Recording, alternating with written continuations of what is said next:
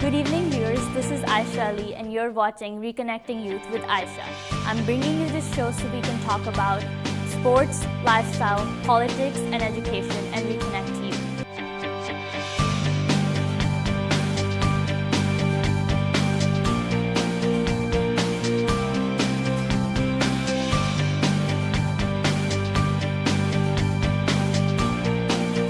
Good evening, viewers, and welcome to Reconnecting Youth with Aisha. This is your host, Aisha Ali, and today, usually I have one guest. Today, I have not one, not two, but three amazing young girls here today, and I'm going to let them introduce themselves. So they have started a organization for the girls, and it's called Her Cause Foundation, and all three of them are co-founders of that organization. So I'm going to let them introduce themselves. Hi, my name is Runa Khan. I'm 17 years old.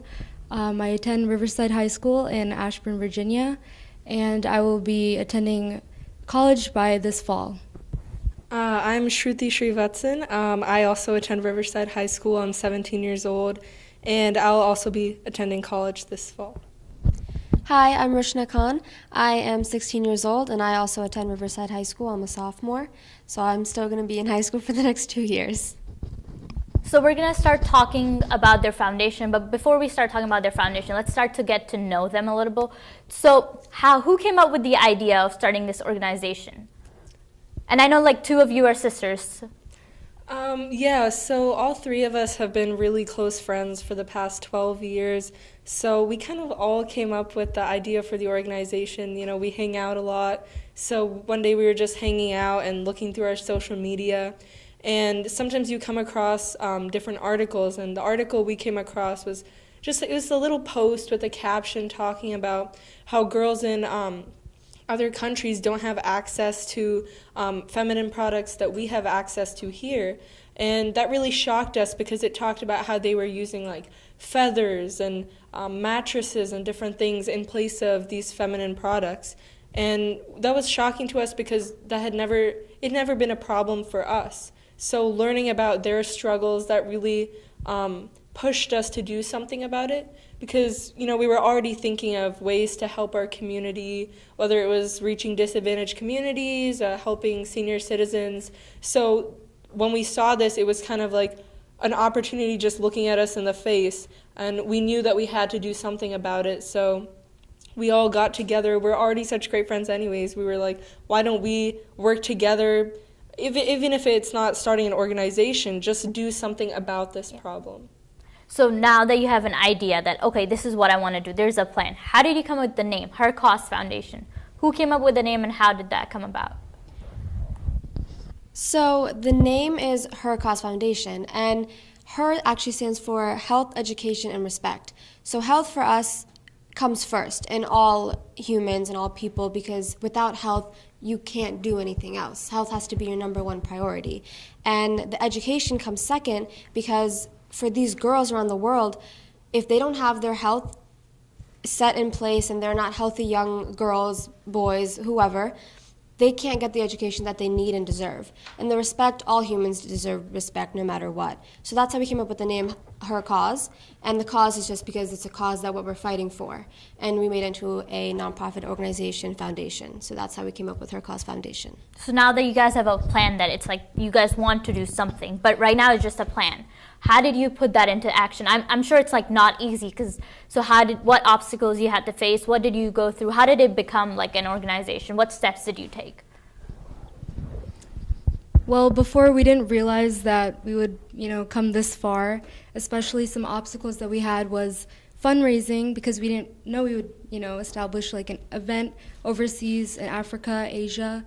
So that was kind of a obstacle that we had because as we were growing as a organization, we didn't have as many connections or experience with this type of, thing.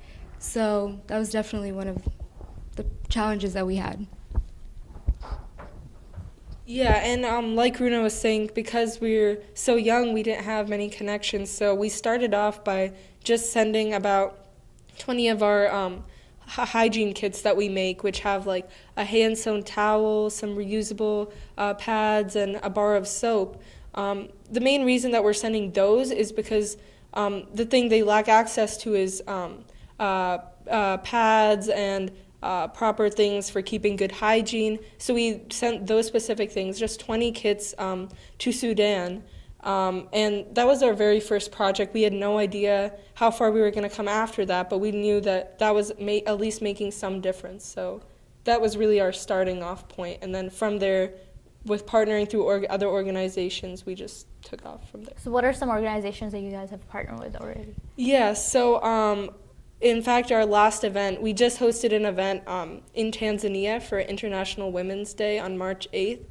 And so we partnered with Thai Tanzania, which is a great organization in Tanzania, and they really worked with us because they knew that we were a new organization. They worked with us to organize everything, to make sure that our materials were getting over there because we had difficulty sending our kits. So we partnered with another organization, Malkia Investments, who's also a great organization. We actually met with the CEO of Malkia Investments, Jennifer Shigoli, in person in DC, and she really talked us through how we could work together, and through the help of both of those organizations, we were really able to put this whole event together.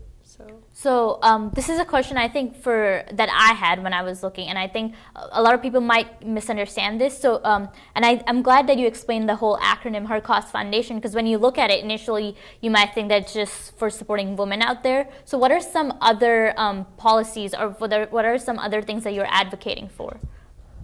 Like, I know you talked about like the whole acronym that's like for health and like health education, but right now, I mean, I know you've done like the kits and the health kits and send them for girls in Tanzania, but it's not just for girls. So what are some other stuff that you've done that's like for towards education?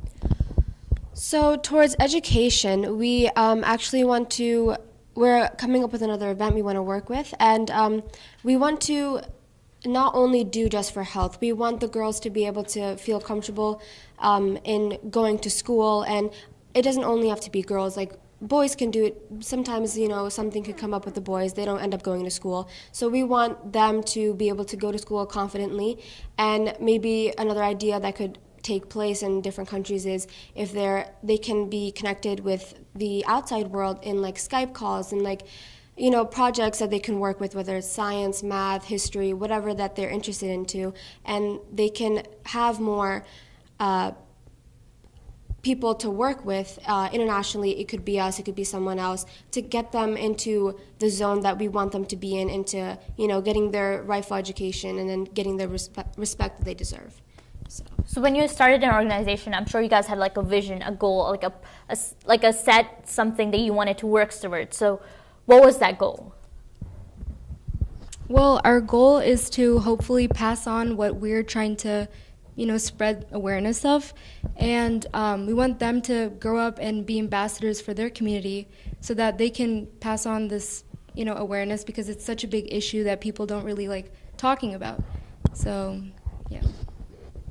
Yeah, and exactly what Runa was saying about people not wanting to talk about it. This whole concept of talking about menstrual health for girls is it's really stigmatized, not only in America, but in communities around the world. So that's another thing we discovered just by reaching out to organizations, was that in the different countries we reached out to, Tanzania, Sierra Leone, India, they all have problems with girls needing somebody to talk to about their menstrual health and their reproductive health. And so our vision that we're constantly working towards is creating a world in which girls are unafraid in talking to others about their own health, about talking about their bodies, because your reproductive health, your menstrual health, it's nothing to be ashamed of.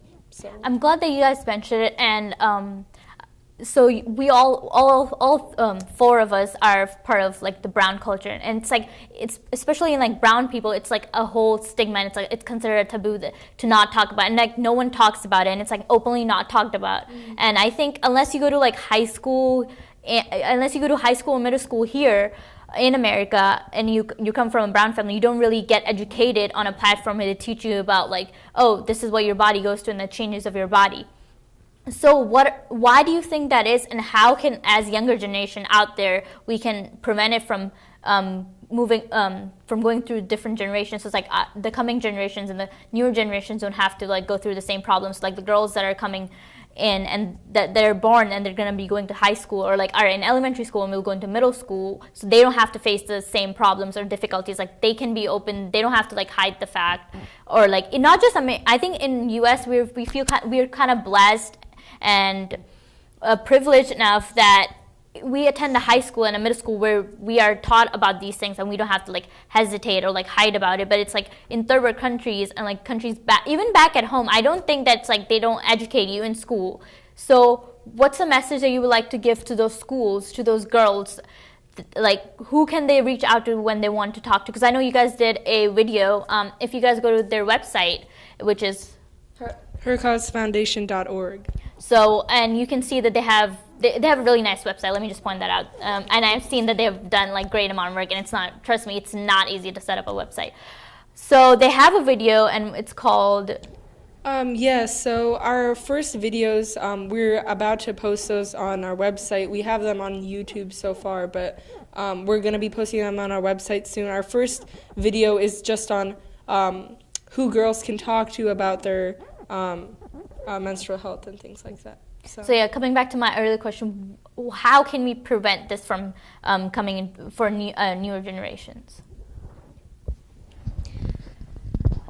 I believe that in order to prevent all this stigma around this topic, we should be able to talk about it more. And I know that's a very, easier said than done type of statement. But if girls are able to go to whoever they trust, it can be your mom, it can be your teacher, it can be your sister, whoever, another woman who has either gone through it or is going through your period or menstrual cycle, they can help them, and they can, if they have any questions, they can answer those questions, or they can, it's better to talk to somebody in person rather than going online and looking up videos and, keeping hush-hush on this type of topic, when girls should not be afraid to talk about their period. We are all sitting here, we are not afraid to talk about it, and other girls in other countries should not be afraid either. And they can watch that video, it'll be on our website, as we said, and we want to help those girls find their voice, and if they don't have a voice, we want to be their voice and help them reach whoever they need to reach in order to get the information that they need. So when you guys started, I'm going to backtrack a little bit. So when you guys started this foundation, in this organization, I'm sorry, and you guys told your parents about it, what kind of response did you receive from your family and like close friends? Well, they were pretty excited to learn that we were doing this, because we know that a lot of people don't actually, come up with these type of things. But yeah, they were pretty excited and happy that we were able to spread awareness for this issue. And so while going through and setting up the whole foundation, how long has it been since you guys have started this organization? So we started March of 2017, so it's been a year. Yeah, a so year. Congratulations that you Thank guys have you. completed. And I was looking at your website, and you have a map on there of the countries that you've helped, and it's amazing how in 1 year you've achieved so much. So I'm excited to see what successes you're going to bring in the future. We're going to take a short break here, and then when we come back, we're going to talk about the reproductive kits that these girls have created for the girls out there in other countries who do not have access to supplies. So we'll be right back after a short break. अब आपका होगा अपना घर, सपना घर।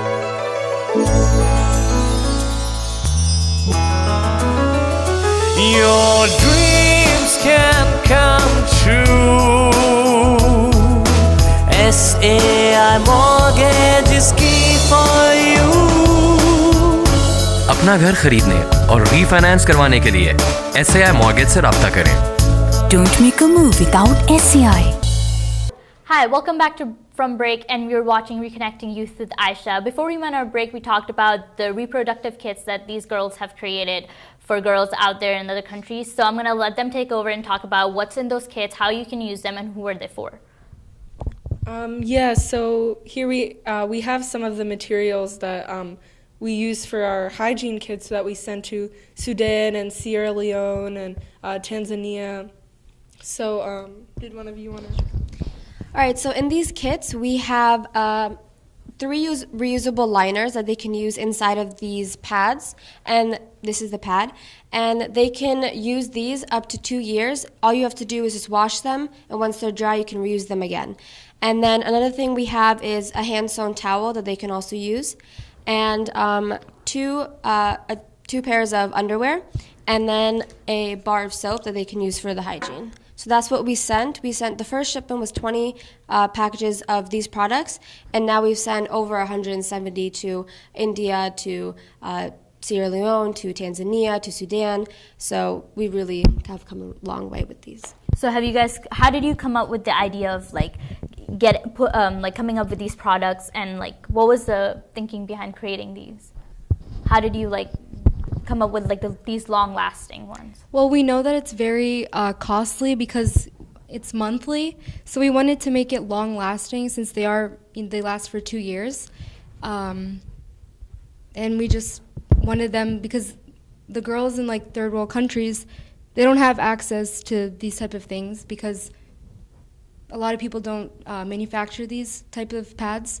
So yeah. Are these all created by hand by you guys? Yeah, so the ones that we showed you are created by us.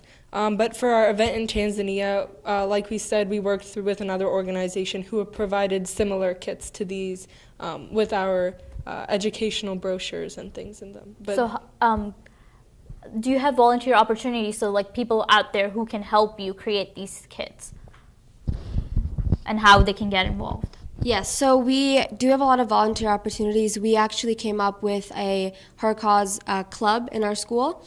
And in the beginning, not a lot of people wanted to join just because of the topic. It's a very stigmatized topic. But we actually got a really great group of girls who wanted to help, and they're just as passionate as we are. And they helped us create a few videos for the event that we had in Tanzania.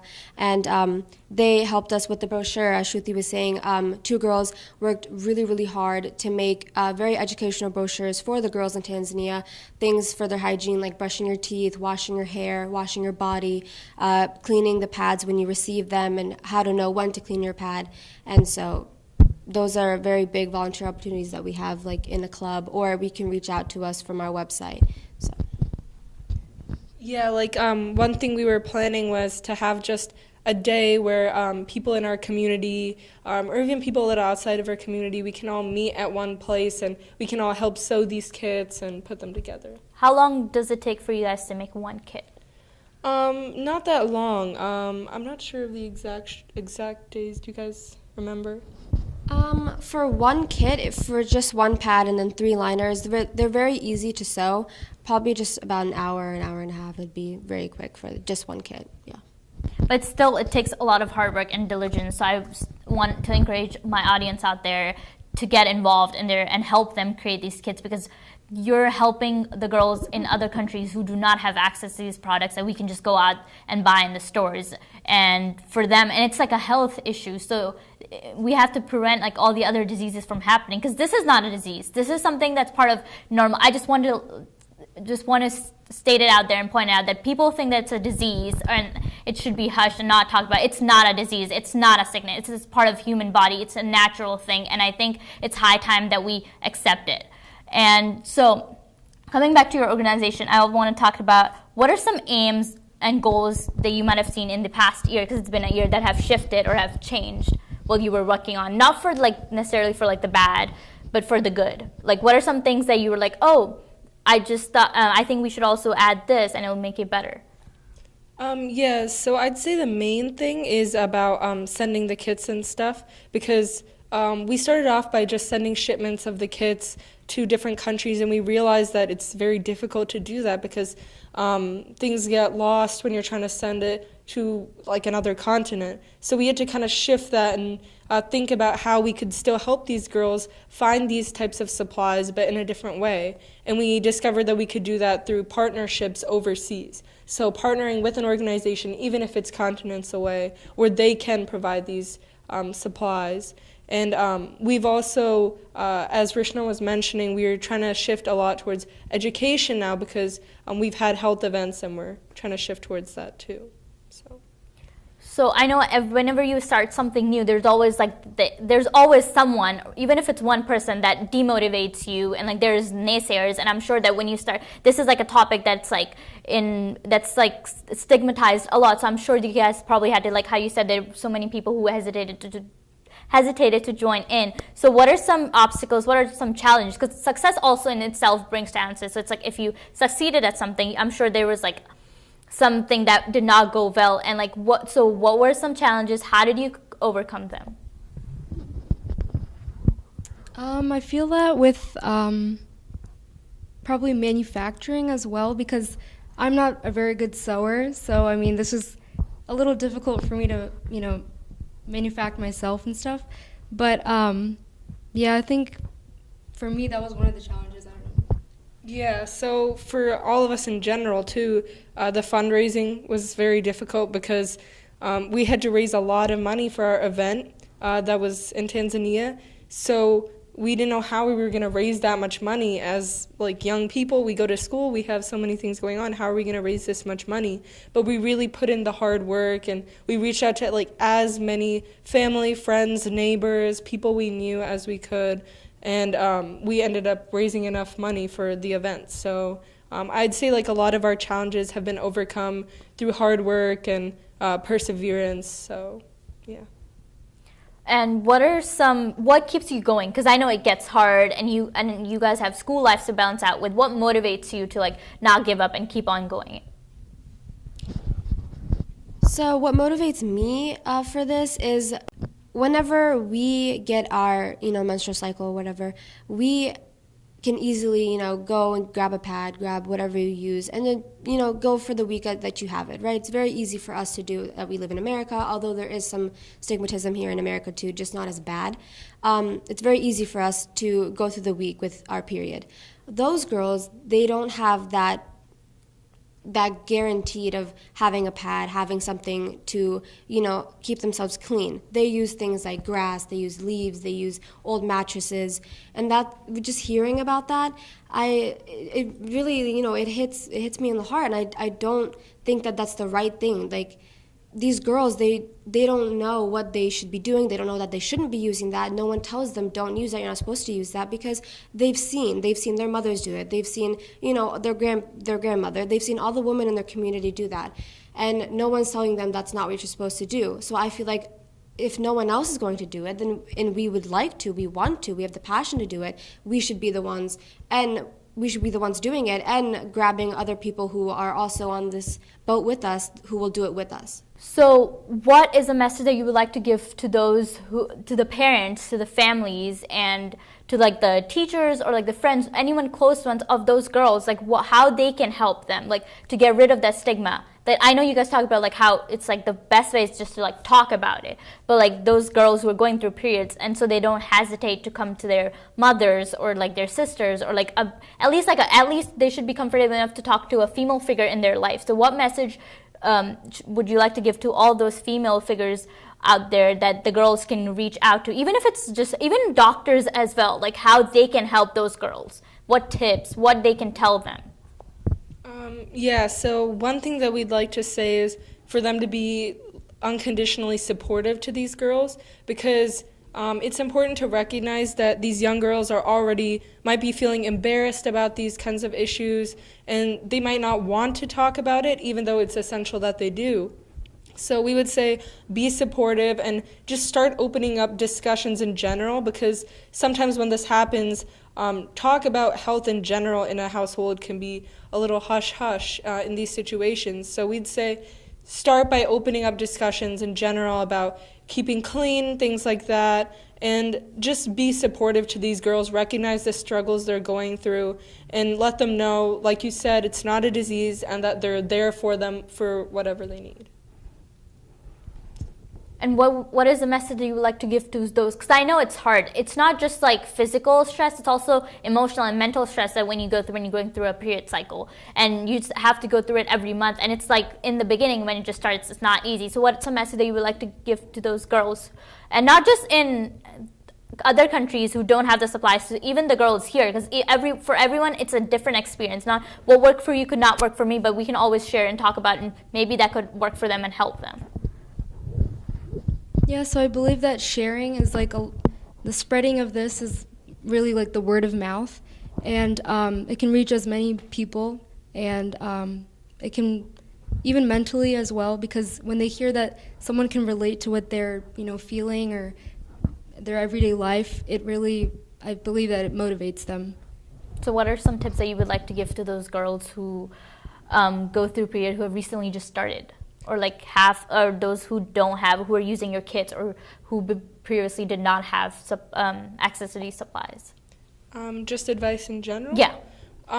So, like, the first thing we want to say is that, like we've been saying, to talk to somebody about this, because if they have access to the internet or things like that, using different websites and like our website and other blogs, we know there's blogs out there where girls can go on there and talk about what they're facing with other girls around the world. So social media and the internet has been really helpful in that.